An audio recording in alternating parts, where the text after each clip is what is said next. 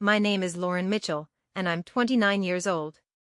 6 years ago, I watched my parents write a $180,000 check for my younger sister's college tuition while telling me they couldn't afford to help with mine. Not because they didn't have the money. Not because something unexpected came up. But because, in their words, Emily needs more support than you do. You'll figure it out. You always do. That sentence didn't just change my plans. It changed the entire trajectory of my life. 3 months later, instead of moving into a dorm at the University of Michigan with the acceptance letter I'd worked 4 years for, I was working double shifts at a grocery store in Columbus, Ohio, trying to figure out how to afford community college classes one semester at a time. Meanwhile, my sister Emily was posting photos from her sorority house, captioning them with things like, "So grateful for parents who believe in me." I believed them too, at first. I believed that maybe they were right. Maybe I was the stronger one. The independent one. The one who didn't need help.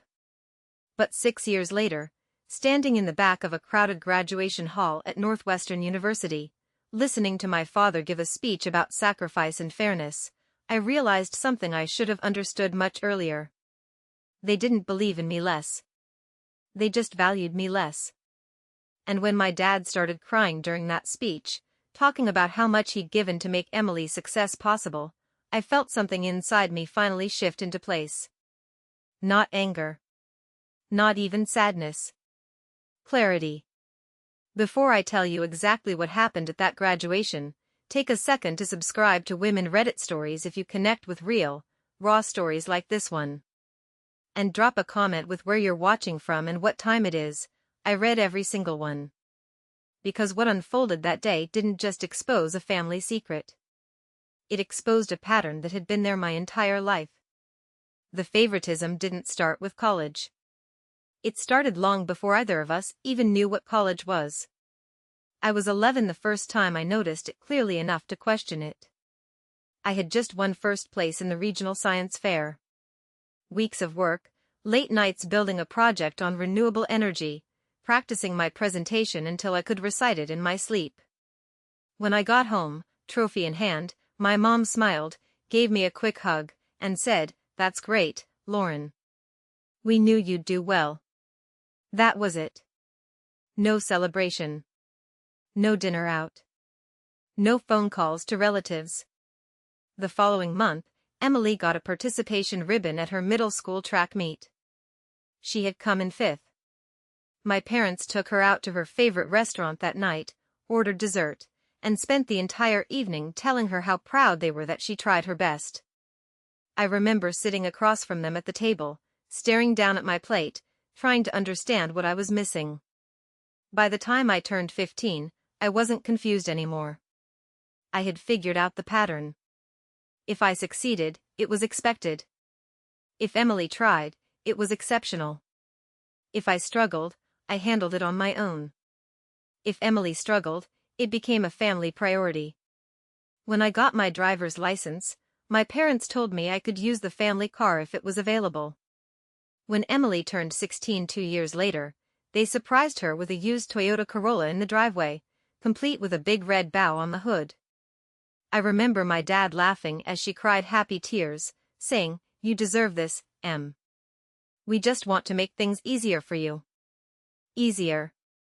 That word stayed with me. Because nothing about my life ever seemed to be designed to be easier. When it came time for college applications, I handled everything myself. I researched schools, wrote my essays, applied for scholarships, scheduled campus visits using money I'd saved from my part-time job. My parents were supportive in the way you support something you assume will take care of itself. They asked occasional questions, nodded when I gave updates, but they weren't involved. Emily's process was completely different. They hired a college admissions consultant. They paid for SAT prep courses. They spent weekends touring campuses with her, taking photos, talking to advisors. I remember walking into the kitchen one evening and hearing my mom say, "We just want to make sure Emily has every opportunity." I stood there for a second before asking, "What about me?" My dad didn't even look up from his laptop. Lauren, you're already doing great. You don't need all that extra help. It wasn't said harshly. It wasn't meant to hurt.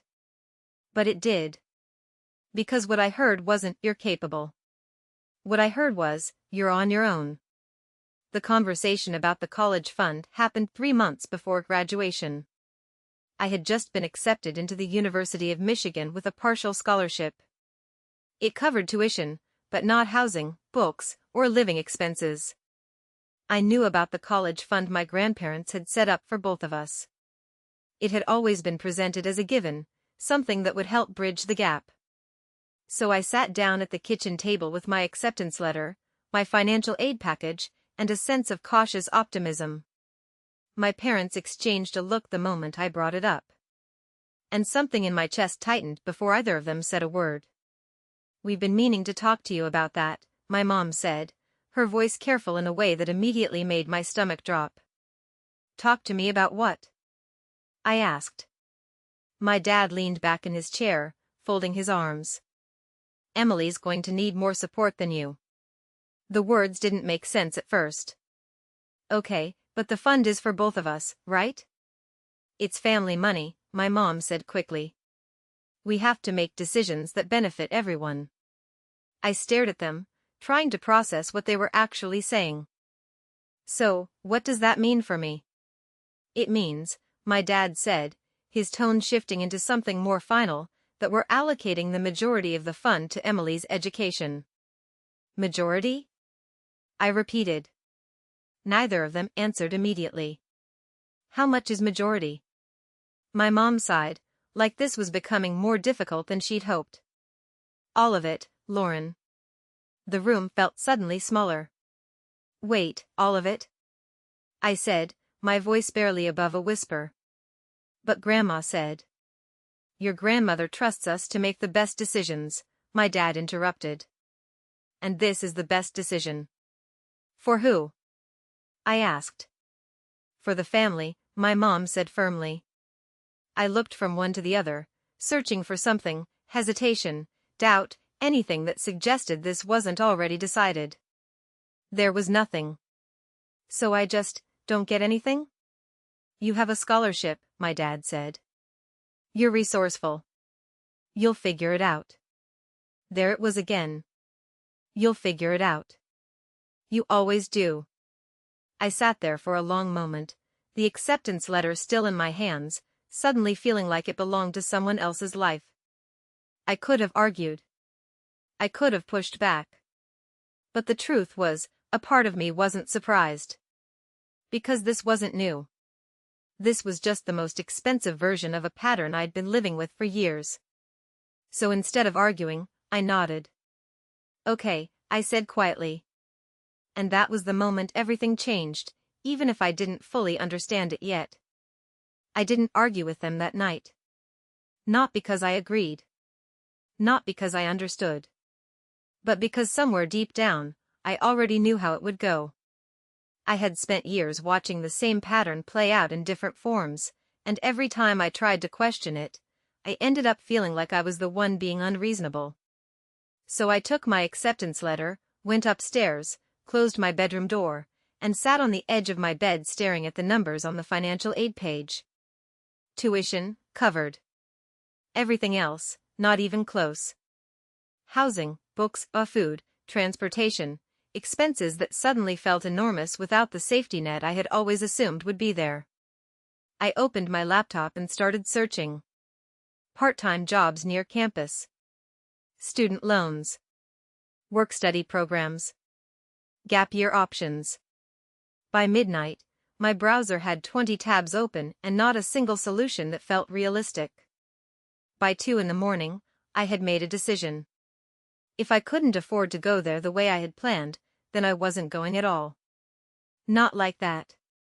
Not half-supported, constantly struggling, always one unexpected expense away from dropping out. I deferred my admission the next day. My parents didn't protest. That should have told me everything. Instead, my mom just nodded when I mentioned it over breakfast. "That's probably the responsible choice," she said, pouring coffee like we were discussing something minor, like switching grocery brands instead of rerouting my entire future. My dad didn't even look up from his phone. "You'll figure something out," he said. Of course I would. I always did. 3 months later, while Emily was packing for her freshman year at Northwestern, I was working full-time at a grocery store 10 minutes from our house. Early mornings stocking shelves, late evenings running the register, weekends picking up extra shifts whenever someone called out. The contrast wasn't subtle. Emily's life became a series of milestones worth celebrating. Move-in day photos. Dorm tours. Sorority rush outfits. My parents flew out to Illinois twice that first semester alone, helping her settle in, taking her out to dinner, posting photos online with captions about how proud they were. Living her dream, my mom wrote under one picture of Emily standing in front of a campus building, smiling like everything in her life made sense. I double-tapped the photo out of habit. Then I put my phone down and went back to counting inventory in aisle 7. I enrolled in community college that fall, taking classes part-time around my work schedule. It wasn't what I had imagined for myself, but it was what I could afford, and I told myself that was enough. That this was temporary. That if I worked hard enough, I could transfer later. That this didn't define me. But there's a difference between choosing a path and settling for one, and I felt that difference every single day. Especially at home. Because nothing about the dynamic there changed. If anything, it became more obvious. Emily came home for Thanksgiving that year with new stories, new friends, a new confidence that seemed to glow around her. My parents hung on every word she said, asking questions, laughing at her jokes, completely absorbed in her world. I sat at the same table, listening, smiling when appropriate, waiting for a pause that never really came. At one point, my Aunt Carol, who had driven in from Indianapolis, looked over at me and asked, "So Lauren, how are your classes going?" I opened my mouth to answer, but my mom cut in before I could say more than a word. "She's just doing community college for now," she said quickly, like she was clarifying something unimportant. "It's a good option for her." For her. I nodded, even though something about the way she said it made my chest tighten. "Yeah," I said. "It's going fine." And that was the end of that conversation. Later that evening, I found my Aunt Carol in the kitchen alone, rinsing dishes. She glanced at me, then lowered her voice slightly. "Can I ask you something?" she said. "Sure." "Did your parents help you with school at all?" The question caught me off guard. I hesitated for just a second too long. Her expression shifted. "Oh," she said quietly, like she had her answer. "It's fine," I said quickly, even though it wasn't. "I'm managing." She dried her hands on a towel, studying me for a moment in a way that made me feel seen in a way I wasn't used to. "Lauren," she said gently, "just because you can manage doesn't mean you should have to." I didn't know how to respond to that. Because I had built my entire identity around being the one who handled things. The one who didn't need help. The one who figured it out. Admitting that maybe I shouldn't have had to felt dangerous somehow. Like pulling at a thread I wasn't ready to unravel. "I'm okay," I said again, softer this time. She didn't push. But she didn't look convinced either. Over the next 2 years, that pattern continued. I worked. I studied. I was saved. I transferred to Ohio State eventually, finishing my degree in business administration while juggling internships and late-night shifts to cover what loans didn't. I built something for myself, piece by piece. Without them. Meanwhile, Emily thrived. She switched majors twice, studied abroad in Florence for a semester, joined a sorority, landed internships through connections my parents helped her make. Every milestone was documented, celebrated, shared. My parents' social media became a highlight reel of her life. "Couldn't be prouder of our girl," my dad wrote under a photo of Emily in front of the Duomo in Italy. I remember staring at that post longer than I should have. Not because I wasn't proud of her, but because I couldn't remember the last time they had said something like that about me. Not publicly. Not privately. When I graduated from Ohio State, the ceremony was on a Saturday morning in May. I had told my parents about it months in advance. My mom said she would try to make it. My dad said it depended on his schedule. Emily had a sorority formal that same weekend. Neither of my parents came. They called later that evening. "Congratulations," my mom said. "We're proud of you." I stood in my empty apartment, still in my cap and gown, holding my phone in one hand and my diploma in the other. "Thanks," I said. And that was it. No celebration. No dinner. No photos. Just another milestone that passed quietly, like it didn't quite count the same way. I told myself it didn't matter. That I had done this for me. That their presence, or absence, didn't change what I had accomplished. And logically, I knew that was true. But emotionally? It still landed. A few months after graduation, I got a job with a logistics company in Columbus. It wasn't glamorous, but it was stable, and for the first time, I felt like I was starting to build something resembling a future. My own place. My own routine. My own life. One that didn't revolve around trying to earn validation that never came. That's when I met Ryan. He had been in the same onboarding group at work, easygoing, observant, the kind of person who listened more than he talked. We started grabbing coffee during lunch breaks, then dinners after work, then weekends that felt easier than anything I'd experienced in a long time. Ryan didn't know my family the way I did. He saw things without the context I had spent years normalizing. The first time he met my parents was at a family dinner about 6 months into our relationship. Emily was home visiting, and the evening quickly turned into another one of those familiar patterns. Stories about Emily's job offers. Plans for her future. My parents asked detailed questions, offered advice, and were fully engaged. At one point, Ryan leaned slightly toward me and whispered, "Do they always talk about her this much?" I gave a small shrug. "Pretty much." He didn't say anything else then. But later that night, as we were driving home, he glanced over at me. "Can I ask you something?" he said. "Sure." "Did they help you with school the way they helped Emily?"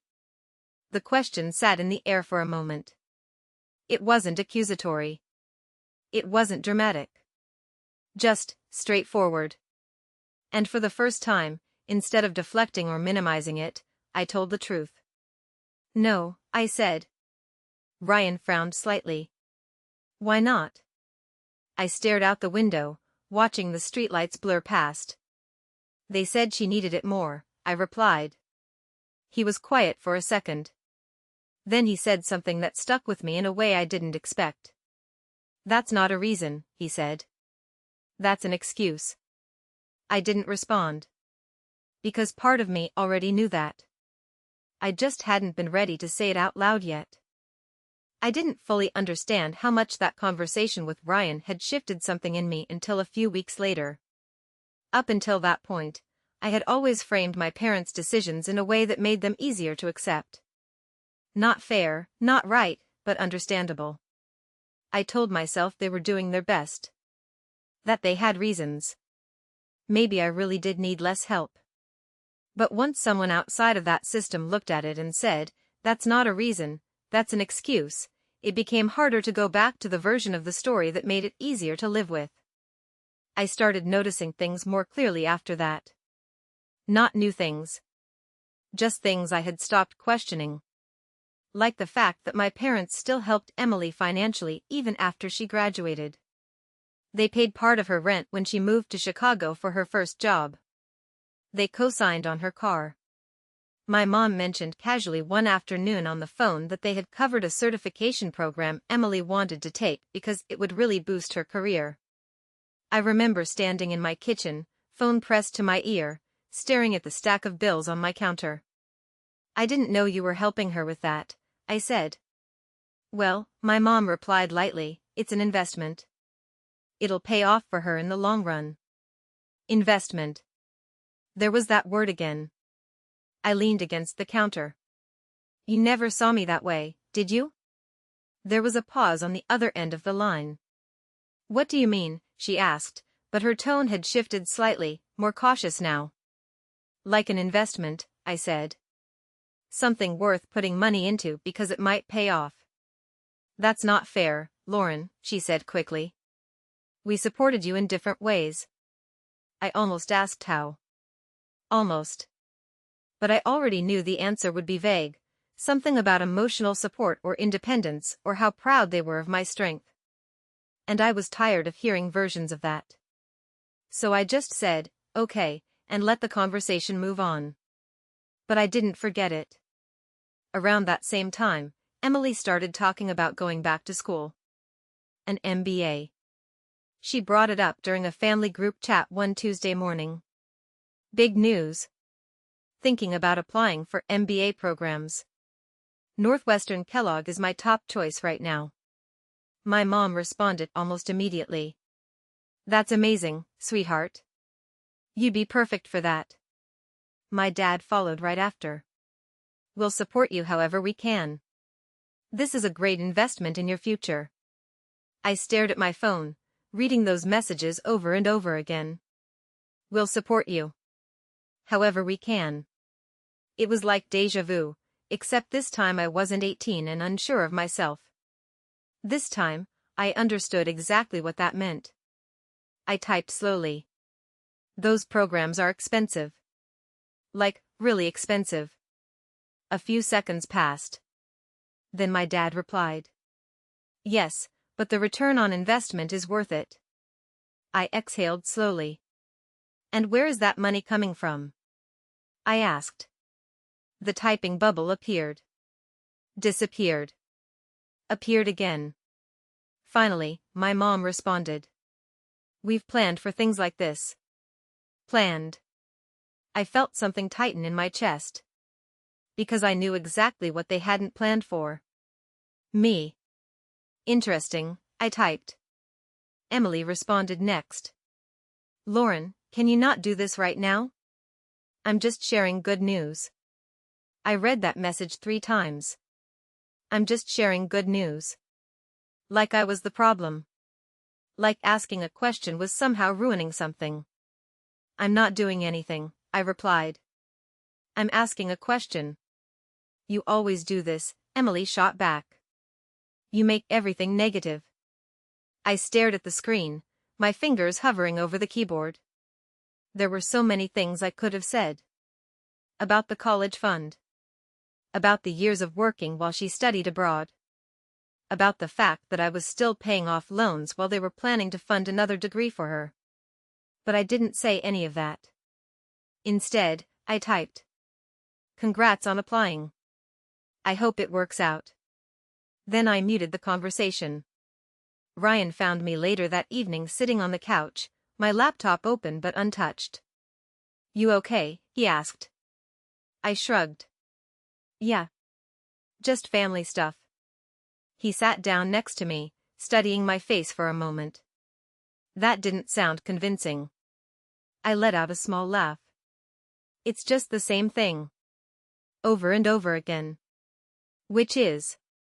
I hesitated. Then I said it. They always choose her. The words felt heavier out loud than they had in my head. Ryan didn't respond immediately. He just nodded slightly, like he was processing it. Do you think they realize they're doing it? He asked. I thought about that. About all the years. All the decisions. All the moments I had quietly stepped back while Emily stepped forward. I don't know, I said finally. I think they tell themselves it's justified. Because she needs more help? Yeah. And you don't? I looked down at my hands. I think they convinced themselves that I don't need anything. Ryan leaned back slightly, his expression thoughtful. Or, he said carefully, they convinced themselves that it's easier not to give you anything. That landed harder than I expected. Because it wasn't just about need. It was about effort. Helping Emily required involvement, attention, and resources. Help me? That would have required them to change something. To acknowledge something. To admit something. And that was harder. A few weeks later, Emily got accepted. Northwestern.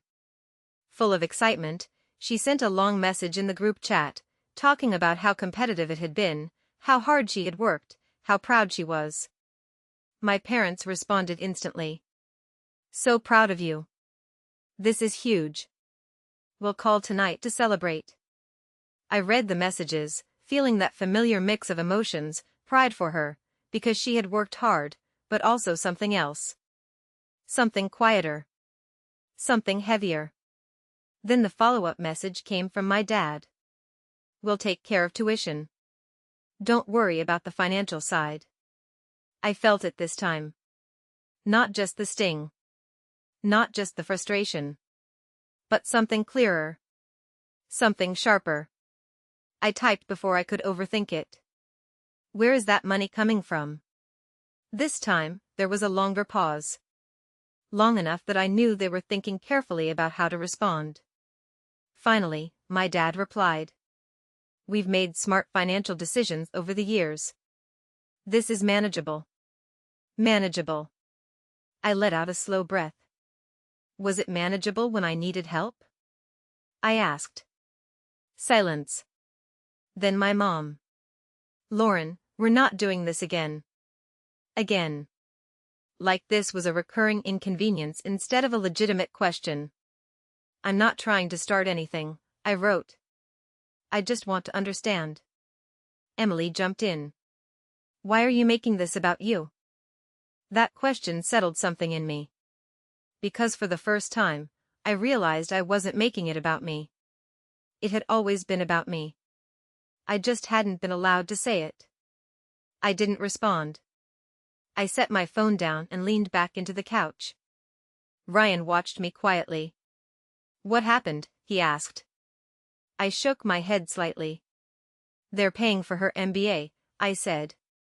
He raised his eyebrows. And they didn't help you at all? Not $1. He was quiet for a moment. Then he said, have you ever talked to your grandparents about the college fund? The question caught me off guard. What do you mean? You mentioned before that your grandparents set it up, he said. Did they know how it was used? I frowned slightly. I don't know. And that was the moment something shifted. Because I realized I had never actually asked.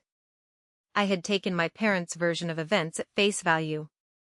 Assumed that everything had been agreed upon. Accepted it without question. Ryan leaned forward slightly.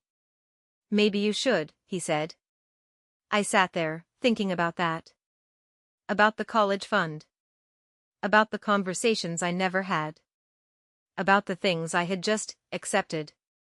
And for the first time in years, I felt something different. Not resignation. Not frustration. Curiosity. Because if there was one thing I had learned recently, it was this. Just because something had always been presented as the truth, didn't mean it actually was. I didn't call my grandmother right away. Not because I didn't want answers, but because part of me already felt like I knew what they would be. I had spent years accepting my parents' version of events, shaping my understanding of everything around it. Questioning that now felt like stepping into something uncertain, something that might be a lot bigger than I was ready to deal with. So instead, I waited. A few days passed. Then a week. Emily's acceptance turned into full momentum. My parents were already talking about housing options near campus, networking opportunities, how an MBA would open doors.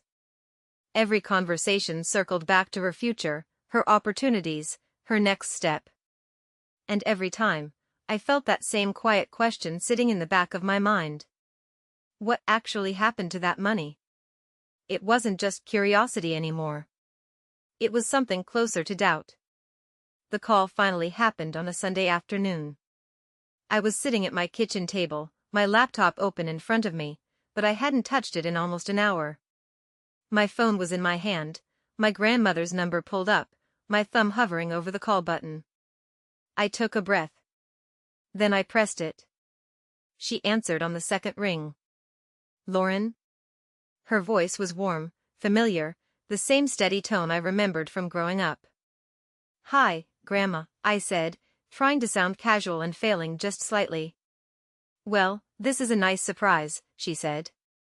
I was just thinking about you the other day. How are you, sweetheart? I'm good, I said. Work's been busy, but good. We talked for a few minutes about normal things. Work, the weather, a neighbor she mentioned who had just moved away. It was easy, comfortable. And then there was a pause. Not awkward. Just open. I took it. Grandma, I said, my voice tightening just a little, can I ask you something about the college fund you and Grandpa set up? The shift on the other end of the line was immediate. Not dramatic. But noticeable. Yes, she said slowly. Of course you can. I swallowed. Mom and Dad said that the money was used for Emily because she needed more support, I said carefully. That it was a family decision. Silence. It stretched longer than I expected. Long enough that my grip on the phone tightened slightly. Lauren, my grandmother said finally, her voice different now, firmer, more focused. They told you that? Yes. Another pause. And then. That's not what your grandfather and I agreed to. The words landed heavier than I expected. What do you mean? I asked. We created that fund for both of you, she said. Equal distribution. The intention was very clear. When each of you turned 18, you would each have access to your portion for your education. I felt my chest tighten. Equal? I repeated. Yes, she said. Exactly equal.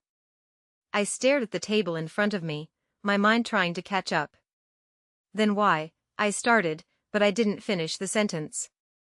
Because I already knew the question. Why didn't I get mine? My grandmother seemed to understand anyway. That's a question I've been asking myself, she said quietly. My heart skipped. You didn't approve it? I asked. No, she said, and this time there was no hesitation at all. I did not. The room felt suddenly very still. Grandma, I said slowly, they told me you agreed. That you said it was better for Emily to have all of it. Her response was immediate. I never said that. The clarity in her voice sent a chill down my spine. Not once, she continued. Your grandfather was very specific about this. He wanted both of his granddaughters to have the same opportunities. That was important to him. I leaned back in my chair, my thoughts racing now. Then how did it all go to Emily? I asked. There was a slight shift on the line, like she was sitting up straighter. Your father was the trustee, she said. He had control over how the funds were distributed. I closed my eyes briefly. So he just decided? I asked. I don't know exactly what happened, she said carefully. But I can tell you this, Lauren, if all of the money went to Emily, it was not because I approved it. That settled something deep in my chest. Not in a way that made me feel better. In a way that made everything sharper. Clearer. Why didn't you say anything? I asked before I could stop myself. It came out more emotional than I intended. There was a pause. Then her voice softened slightly. I asked your father about it, she said. More than once. He told me everything had been handled fairly. That you had chosen a different path. That you were using other options. I let out a quiet breath. That's not what happened, I said. I'm beginning to understand that, she replied. We sat in that realization together for a moment, even though we were miles apart. Lauren, she said gently, can I ask you something? Okay. Did you ever receive any of that money? The question felt almost surreal. No, I said. Not a dollar. Another pause. Longer this time. Heavier. I see, she said quietly. There was something in her tone I hadn't heard before.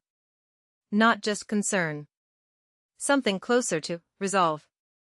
I think we need to look into this more closely, she said. My stomach tightened. What do you mean? I mean, I'd like to review the trust documents, she said. And the distribution records. I sat up straighter. Is that something you can do? Yes, she said. And I think it's something I should have done sooner. I didn't know how to respond to that. Because part of me wanted to say it wasn't her fault. But another part of me, the part that had spent years figuring things out on my own, just stayed quiet. I'm going to contact an attorney who handled the trust originally, she continued. I want to understand exactly what happened. My heart started to beat a little faster. This was becoming real. Bigger than a family disagreement. Bigger than favoritism. Okay, I said. Lauren, she added, her voice softening again, I'm sorry. For what? I asked. For not questioning it more, she said. For assuming things were being handled the way they were supposed to be. I swallowed. You trusted them, I said. Yes, she replied. There was a quiet understanding in that word. Trust. Something that suddenly felt very fragile. We ended the call a few minutes later, but the conversation stayed with me long after. I sat at my kitchen table, staring at my phone, replaying everything she had said. Equal distribution. Not approved. Trustee. It didn't add up. Not in the way I had been told. Not in the way I had accepted. And for the first time, I allowed myself to consider something I had avoided for years. What if this wasn't just unfair? What if it wasn't just favoritism? What if something else had happened? Something wrong. My phone buzzed, pulling me out of my thoughts. A text from my mom. Don't forget Emily's graduation is next month. We expect you to be there. I stared at the message for a moment. Then I looked back at the table, at nothing in particular. At everything all at once. For years, I had shown up to things like that quietly. Smiled when expected. Played my role. But now? Now I wasn't sure I could walk into that room the same way. Because I wasn't the same person who had walked away from that kitchen table at 18. I knew more now. Or at least, I knew enough to start asking the kind of questions that don't come with easy answers. The email from my grandmother came 3 days later. Subject line, trust documents, please review. I stared at it for a long time before opening it. Not because I didn't want to know. But because I understood, on some level, that once I did, there would be no going back to the version of the story I had lived with for years. I clicked it open. There were 4 attachments. The first was the original trust document. The second was a summary of distributions. The third was labeled amendment. And the fourth was a short note from the attorney my grandmother had contacted, Mr. Daniel Harris. I opened that one first. Lauren. Your grandmother asked me to review the Thomas Family Trust and its distribution history. Based on the documents provided, there are several irregularities that require further attention. Most notably, the full amount allocated for both beneficiaries appears to have been distributed exclusively toward one party. Additionally, there is an amendment to the trust that significantly alters the distribution terms. This amendment warrants closer examination. I recommend we discuss this further. Daniel Harris. I read it twice. Then I opened the original trust document. The language was clear. Painfully clear. Each grandchild, 2 total beneficiaries, was to receive $180,000 upon turning 18, to be used strictly for educational purposes. Equal. Non-negotiable. There it was in writing. Not vague. Not flexible. Not open to interpretation. Equal. I felt my chest tighten as I moved to the second file. The distribution summary. A list of transactions, dates, amounts. It started the month after I turned 18. Large withdrawals. Tuition payments. Housing expenses. All of it directed to accounts tied to Northwestern University. All of it tied to Emily. I scrolled slowly. Every semester. Every payment. Every dollar. $180,000, then more. Another $20,000 from a secondary account I didn't even know existed. $200,000 total. For her. Nothing for me. Not a single entry. Not one. I sat back in my chair, my hands suddenly cold. This wasn't a misunderstanding. It wasn't a gray area. It was a record. A clear, documented trail of exactly where the money went. And where it didn't. I opened the third file. The amendment. It was dated 3 months after my 18th birthday. The wording was different from the original document. It allowed for flexible distribution at trustee discretion based on beneficiary need. I stared at that phrase. Flexible distribution. Trustee discretion. Based on need. It sounded familiar. Too familiar. Like the exact explanation I had been given years ago. My eyes moved to the signature at the bottom. My grandmother's name. Signed. Dated. Official. For a moment, I felt something shift. Confusion. Because this was the piece that made it make sense. If she had signed this, then maybe everything my parents said was true. Maybe she had agreed. Maybe.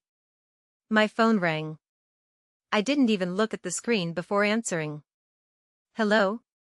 Lauren, my grandmother said, her voice steady but different than usual. Have you opened the documents? Yes, I said. I'm looking at the amendment now. Good, she said. I need you to look closely at the signature. I frowned slightly, bringing the document back into view. Okay. Now compare it to the signature on the original trust document, she said. I pulled up both files side by side. At first glance, they looked similar. Same name. Same general shape. But then I looked closer.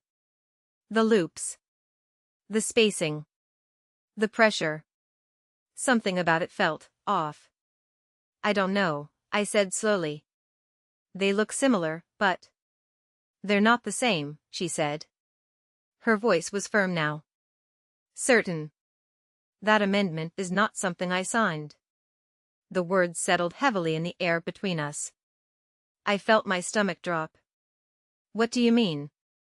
I asked, even though I already understood.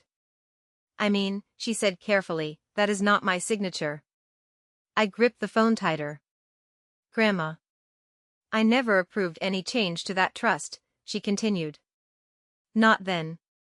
Not ever. My mind started racing. If you didn't sign it, I said, my voice barely above a whisper. Then someone else did, she finished. Silence filled the space between us. But it wasn't empty. It was full. Full of everything that realization meant. Full of everything it implied. Lauren, she said after a moment, Daniel has already had a preliminary analysis done. I closed my eyes briefly. And? It's highly likely that signature was forged. Forged. The word didn't feel real at first. Like it belonged in someone else's story. Not mine. Not my family. Not my father.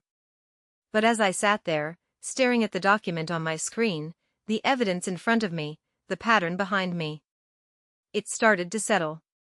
Piece by piece. This wasn't just favoritism. It wasn't just unfair. It wasn't just a decision. It was something else entirely. Something deliberate. Something hidden. Something wrong. My voice came out quieter than I expected. So, All of it, I said. The money. The explanation. Everything. Yes, she said softly. It appears that way.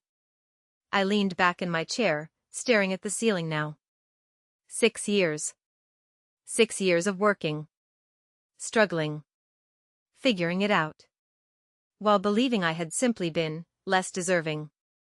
While believing this was just how things were. And all along, it hadn't been the truth. Lauren, my grandmother said gently, I know this is a lot to take in. I let out a slow breath. Yeah, I said. It is. There was a pause. Then she added, I've asked Daniel to move forward with a full investigation. We need to understand exactly what happened. I nodded, even though she couldn't see me. Okay. Are you all right? She asked. I thought about that. About how I felt. About what this meant. I don't know yet, I admitted. And that was the truth.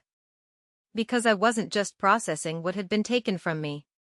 I was processing who had taken it. And that was something I hadn't fully faced yet. After we hung up, I sat there for a long time. The documents still open. The numbers still visible. The signature still staring back at me. I reached for my phone again, almost without thinking, and opened the family group chat. Emily had sent another message.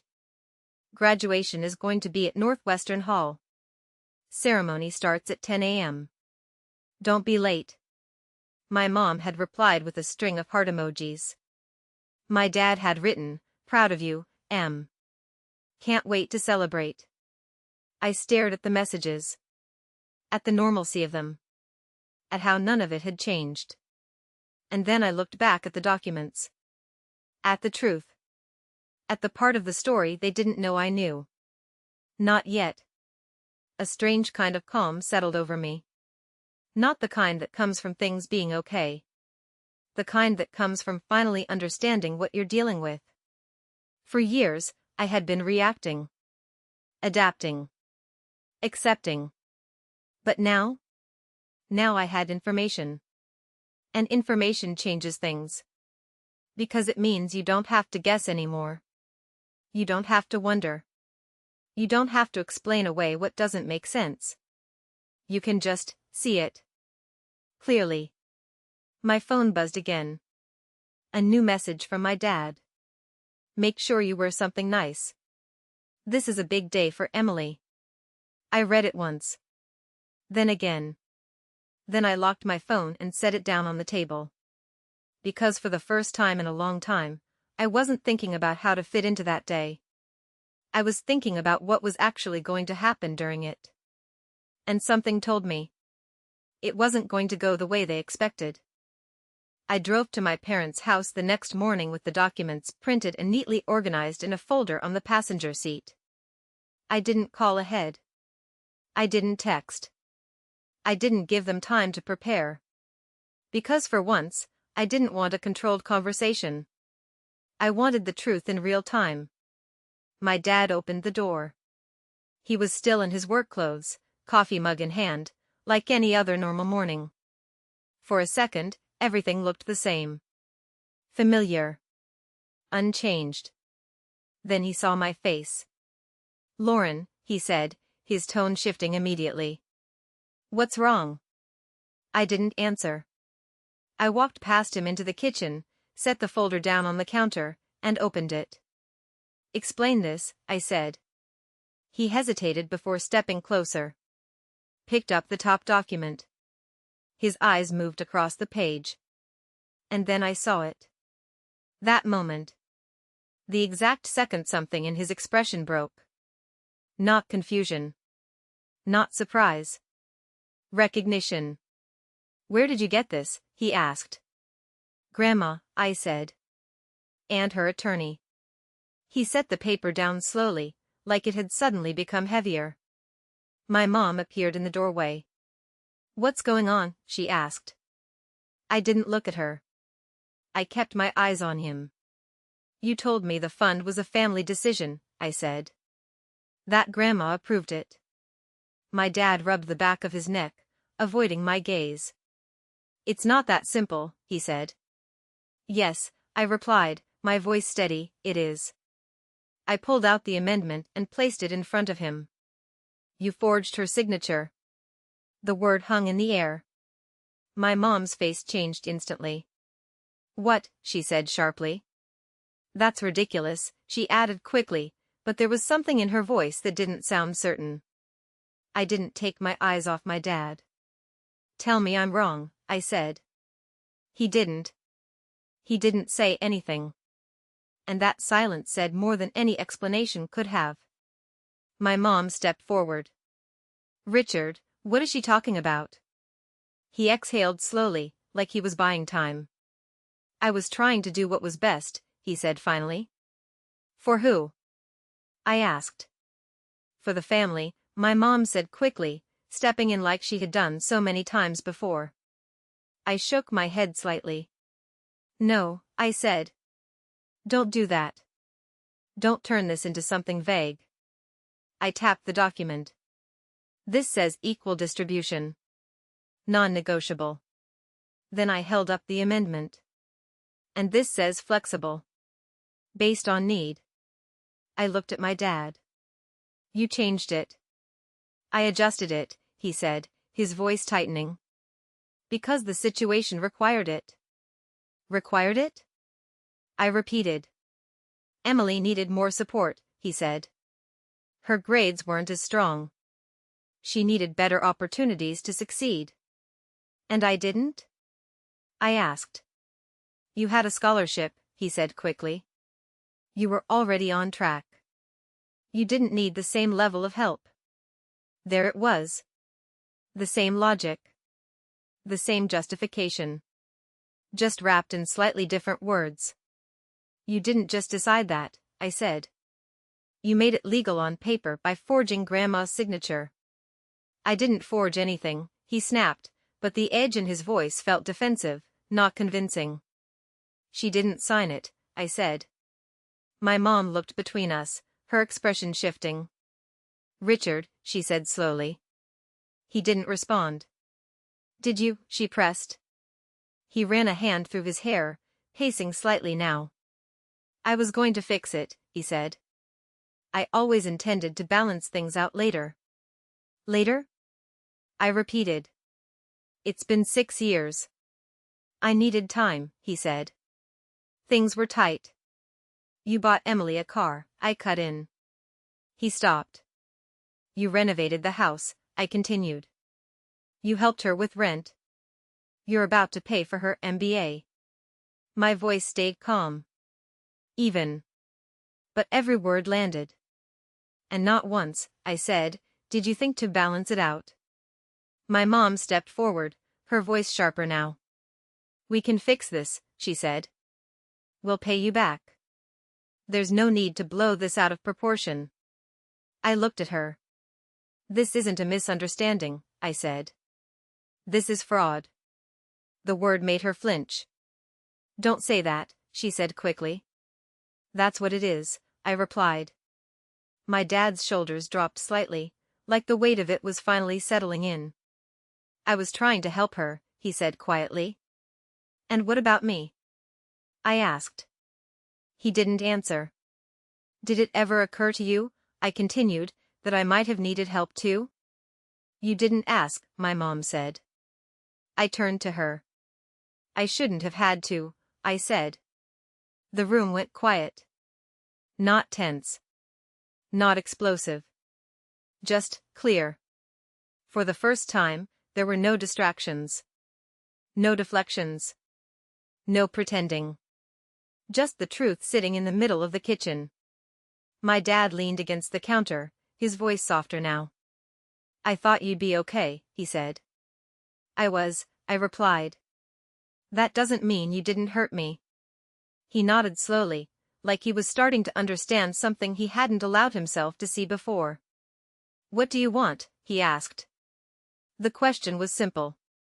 Direct. And for a moment, I didn't answer. Because the truth was, I had spent so many years adjusting to what I didn't have that I hadn't really thought about what I was actually owed. Then I thought about the documents. The numbers. The years. I want my $180,000, I said. Plus what it would have earned over time. My mom inhaled sharply. That's a lot of money, she said. It was always my money, I replied. My dad closed his eyes briefly. We don't have that kind of cash just sitting around, he said. Then you'll need to figure it out, I said. The words landed between us.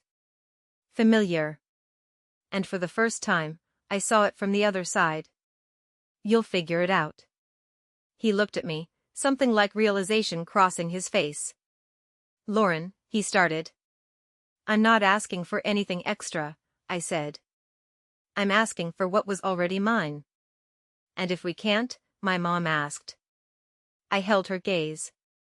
Then it won't just be a family conversation anymore. She understood what I meant.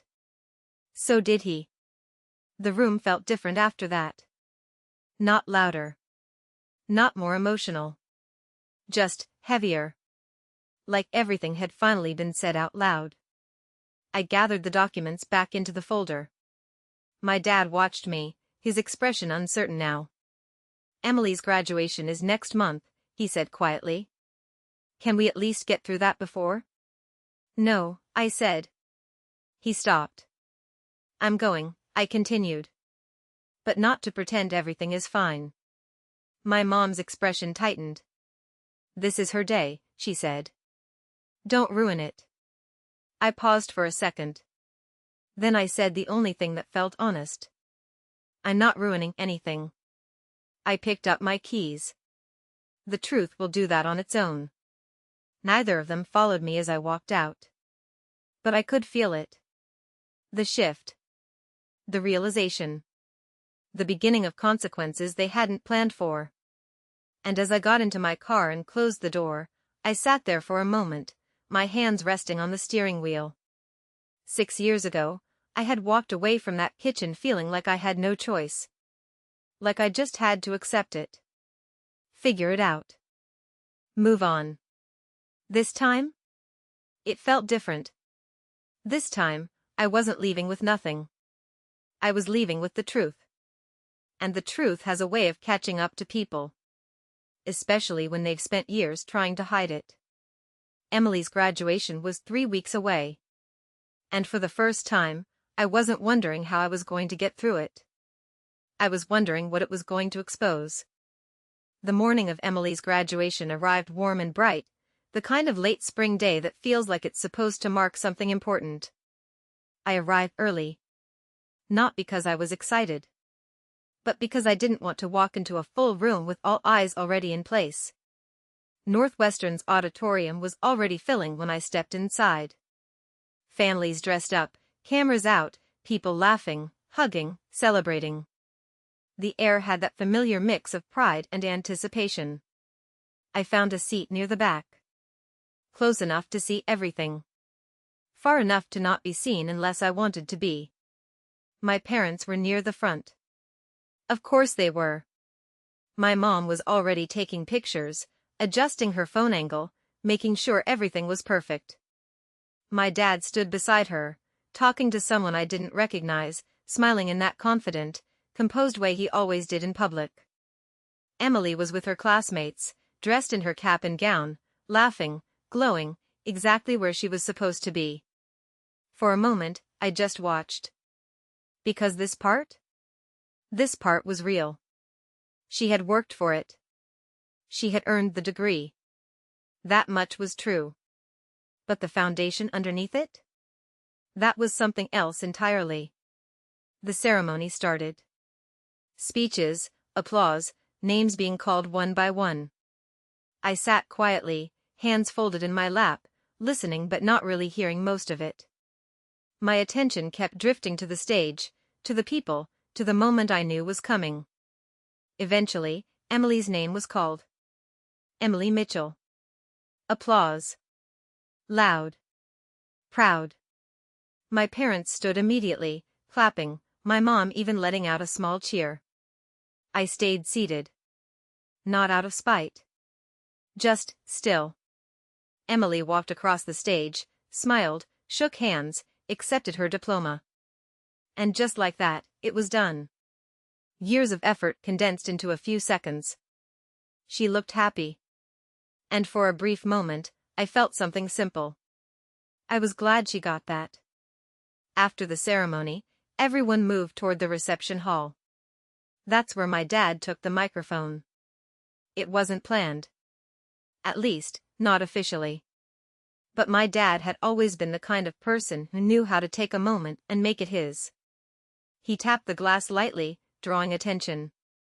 "Can I have a moment, everyone?" he said, smiling. The room quieted. People turned. Listened. He looked at Emily, pride written all over his face. "I just want to say how proud we are of you," he began. "This didn't come easy. It took hard work, dedication, and a lot of sacrifice." Sacrifice. The word landed heavier than it should have. He continued, his voice steady, confident. "Your mom and I have always believed in investing in the future. In giving our kids the opportunities they need to succeed. And today is proof that it was all worth it." I felt something in my chest tighten. Not sharp. Not sudden. Just certain. He went on, talking about decisions, about choices, about doing what's best for the family. Framing it all as something noble. Something intentional. Something right. And that's when I realized something. If I stayed quiet now, I would be agreeing with that version of the story. Not out loud. But by default. And I wasn't willing to do that anymore. So I stood up. Not abruptly. Not dramatically. Just, deliberately. The movement alone was enough to shift a few eyes in my direction. My dad paused slightly, just for a second. Then continued. Until I spoke.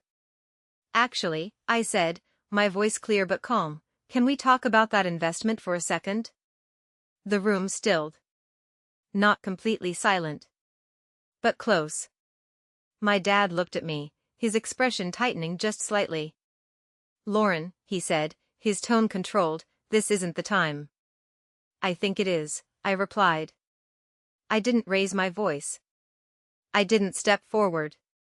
I just stood where I was. Steady. "Because you're talking about sacrifice," I continued. "And I think people should understand what that actually looked like." My mom shook her head slightly, already tense. "Lauren, please don't do this," she said under her breath. I ignored her. I looked at my dad. "You told me 6 years ago that there wasn't money to help me go to college," I said. A few people shifted uncomfortably. I kept going. "You said it was a family decision. That the college fund was being used where it was needed most." My dad's grip on the glass tightened. "This isn't appropriate," he said. "Neither was what you did," I replied. The room went quiet. Fully quiet now. No murmurs. No movement. Just attention. I reached into my bag and pulled out the folder. Not to wave it. Not to make a show of it. Just to hold it. "As it turns out," I said, "that wasn't a family decision." I let that sit for a second. "It was your decision." My dad's face had gone pale. "Lauren," he started. "You were the trustee," I continued. "You controlled the fund." I glanced briefly at Emily. She looked confused. Concerned. "You took the full amount," I said, "and used it entirely for Emily." A ripple moved through the room. Small. But noticeable. "And to justify it," I added, "you submitted an amendment to the trust." I held up the folder slightly. "With Grandma's signature." My dad's voice dropped. "Stop." But I didn't. "Except," I said, "she didn't sign it." The words landed.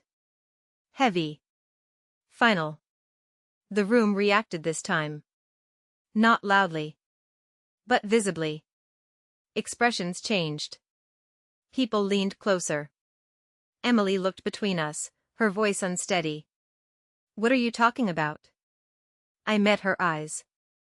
I'm saying, I said, that the money you think was given to you fairly, wasn't. Her face shifted. No, she said quickly. That's not, Dad. She turned to him. Waiting. He didn't answer right away. And that silence? That was the loudest thing in the room. I was going to fix it, he said finally, his voice breaking slightly. And that's when it happened. The composure. The confidence. The image he had built in front of everyone. It cracked. I didn't think it would go this far, he added, his voice unsteady now. I just wanted to make sure she had every opportunity. His eyes moved to Emily. Then to me. I thought you'd be okay, he said. There it was again. The same justification. But this time, it didn't land the same way. Because now everyone heard it. Emily took a step back, shaking her head slightly. You told me this was handled, she said. You said everything was fair. He started, but the words didn't come. My mom stepped in. We can discuss this privately, she said quickly, trying to regain control. But it was too late. The truth was already out. And once it's out like that, you can't put it back. I'm not here to ruin anything, I said quietly. And I meant that. I'm here because I spent 6 years thinking I wasn't worth the same investment. I looked around the room briefly. Then back at them. That wasn't true. My voice didn't shake. Didn't rise. Didn't break.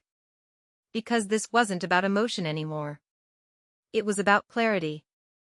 I was worth it, I said. You just chose not to treat me that way. No one spoke. No one moved. The moment just held. Then slowly, people started looking at each other. Whispering. Processing. Emily sat down. Hard. Like her legs couldn't hold her anymore. My dad wiped his face, his composure completely gone now. Tears. Real ones. But not the kind that fix anything. The kind that come after everything is already broken. I'm sorry, he said. But this time. It didn't feel like it was meant to stop consequences. It felt like it came from finally understanding them. I didn't respond. Because I had already said everything I needed to say. I turned. Walked toward the exit. Not rushed. Not dramatic. Just done. And as I stepped outside into the sunlight, I felt something I hadn't felt in a long time. Not relief. Not happiness. But something just as important. Peace. Not because everything was fixed. But because everything was finally honest. If you've ever had to stand up for yourself like that, especially with family, you already know how complicated it can be.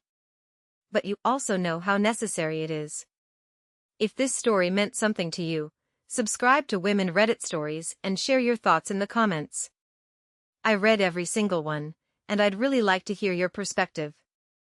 Because sometimes, the hardest truth to face is the one that finally sets you free.